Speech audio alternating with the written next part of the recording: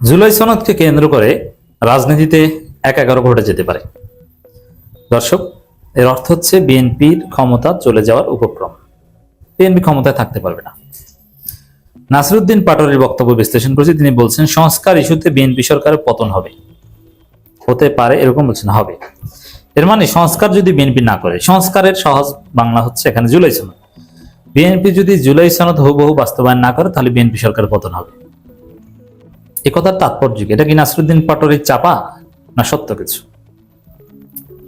অত্যন্ত গভীর এবং তাৎপর্যপূর্ণ বক্তব্য। এটা চাপা নয়, কথার কথা নয় বা পলিটিক্যাল রেটরিক নয়। It's very serious. জুলাই সনদ বাস্তবায়ন না করলে বিএনপি সরকারের পতন হবে। তবে এই পতনটা মজার বিষয়, জামাত এনসিপিও শেষ পর্যন্ত চাইবে না। কারণ কি? জুলাই সনদ বাস্তবায়ন না করলে সেই সুযোগ কাজে লাগিয়ে বিএনপির পতন হবে, এটা ঠিক। কিন্তু পতনের পর যে জামাত এনসিপি ক্ষমতা আসবে তা না। একাকারও ঘটবে, 111 ঘটবে। সেনা সমর্থিত কোন একটা মার্কিন মদতপুষ্ট বা এরকম কোন একটা সরকার আসবে। অতএব আমাদের সামনে অন্ধকার। আলো একটাই, বিএনপি জুলাই সনদ বাস্তবায়ন করবে। বিএনপির যদি সুবুদ্ধির উদয় হয় তাহলে জুলাই সনদ বাস্তবায়ন করবে। আর যদি তাদের মন চায় যে আবার লন্ডন পালিয়ে যেতে, তাহলে জুলাই সনদ বাস্তবায়ন করবে না। কারণ 111 যে কি এটা বিএনপি জানে। বিএনপির জন্য 111 জম। এইখানে এই যে সংস্কার ইস্যুতে বিএনপি সরকার পতন হতে পারে বা পতন হবে, নাসিরউদ্দিন পাটোয়ারির এই বক্তব্যের সরাসরি তাৎপর্যটা বলি। যেমন অনিবার্যভাবে সংস্কার করতে না পারলে আর 2 মাস বা 57 দিন বাকি আছে। এরপর জামাত এনসিপি আন্দোলন করবে, কারণ তাদের এটা একদম কমিটমেন্ট যে বিএনপি প্রতারণা করলে গণভোটের রায় ফিরিয়ে আনতে, গণভোটের রায় বাস্তবায়ন করতে আমরা চূড়ান্ত আন্দোলন করব। বিএনপিকে বেশি দিন সময় দিব না। তো জামাত এনসিপি যখন আন্দোলন করবে, একটা অস্থির পরিস্থিতি তৈরি হবে। অনিবার্যভাবে বিএনপি জামাতের লোকজনকে ধরবে, মারবে, গ্রেফতার করবে। এক পর্যায়ে দেখবেন যে এমপিদেরও মামলা নিয়ে গ্রেফতার করছে, মামলা দিয়ে গ্রেফতার করছে। আমিরে জামাতকে গ্রেফতার করলে আমি অবাক হব না। রাজনীতি সেই কনফ্লিক্ট সিচুয়েশনে সামনে যাবে, আমি বলছি, আপনারা লিখে রাখেন। এখন যেরকম আমিরে জামাতকে প্রধানমন্ত্রী বা সবাই সম্মান করে, এটা থাকবে না। তবে হ্যাঁ, সব থাকবে যদি জুলাই সনদ বাস্তবায়নের মতো শুভবুদ্ধির উদয় বিএনপির হয়। আর যদি জুলাই সনদ বাস্তবায়ন না হয় তাহলে দেখবেন যে কয়েক মাসের মধ্যে জামাত নেতাদের, এনসিপি নেতাদের পুলিশ ধরছে, মামলা, সেই পুরোনো দিন যে চিত্র, যে পালিয়ে থাকো এমপি, তাতে কি, এমপি জেলে যাও, অমুক দলের মহাসচিব জেলে যাও। এটা সেই পুরোনো দৃশ্য খুব শীঘ্র ফিরে আসবে। 3 মাসের মধ্যে আপনারা এটা দেখতে পাবেন। এর মানে 2 মাস সময় বিএনপির হাতে আছে। তারপর 1 মাসের মধ্যেই জামাত জেগে উঠবে এবং সে আন্দোলন বিএনপি দমন করতে চাইবে, প্রতিহত করতে চাইবে। আই রিপিট, যদি জুলাই সনদ বাস্তবায়ন হয় তাহলে তো ওয়েলকাম, সব ঠান্ডা হয়ে যাবে এবং একটা কাঙ্ক্ষিত বাংলাদেশ আমরা পাবো যদি জুলাই সনদ সত্যিকার অর্থে হুবহু বাস্তবায়ন হয়। আমরা যে বাংলাদেশ চাই সেই বাংলাদেশ হবে অনলি জুলাই সনদ বাস্তবায়ন করলে। কিন্তু এই যে জামাত আন্দোলন করবে, ধরপাকড় শুরু হবে, একটা অস্থির পরিস্থিতি তৈরি হবে।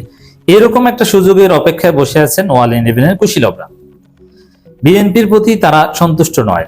তারা চায়, বা আওয়ামী লীগের যে অংশটা বা আওয়ামী এস্টাবলিশমেন্ট ভারত, তারা চায় বিএনপি সরকার হটাতে। তারা চাইবে, এমনকি চীনও বাঁচাতে চাইবে না যদি মার্কিন যুক্তরাষ্ট্রের সাথে সেই গোপন চুক্তি থেকে বিএনপি সরকার বের হতে না পারে।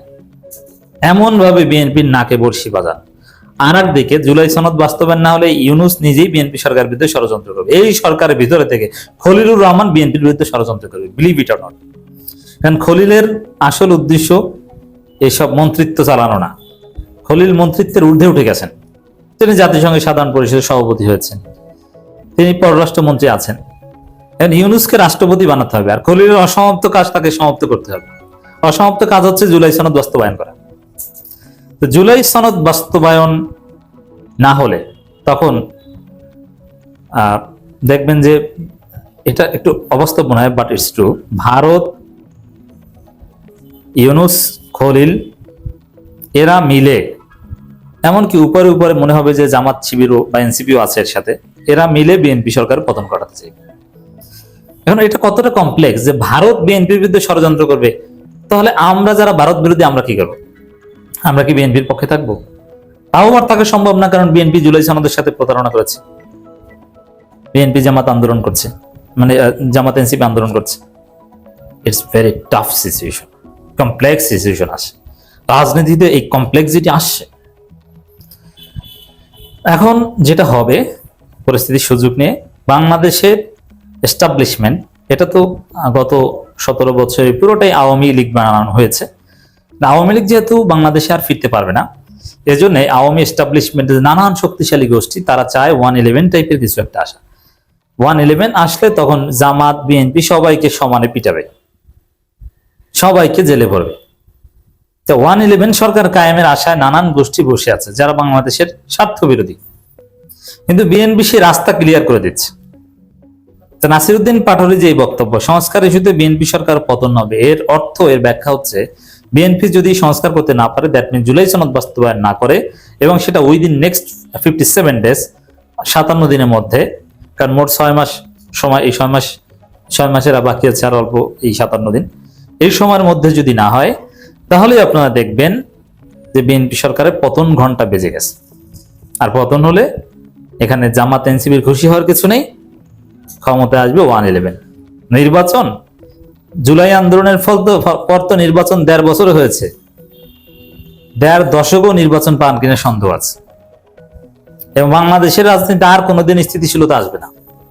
যদি হ্যাঁ, এরপরে 111 সরকার বা তাদের হটিয়ে যদি কোনো চূড়ান্ত বিপ্লব করা যায়, তখন ভিন্ন কথা, কিন্তু স্বাভাবিকভাবে বিএনপির কপালে বিপদ আছে এবং জামাতকে সহ নিয়ে বিপদে পড়বে, ভবিষ্যৎ ভালো না। এখানে কি করণীয়, এটা ঠিক করাটা কঠিন।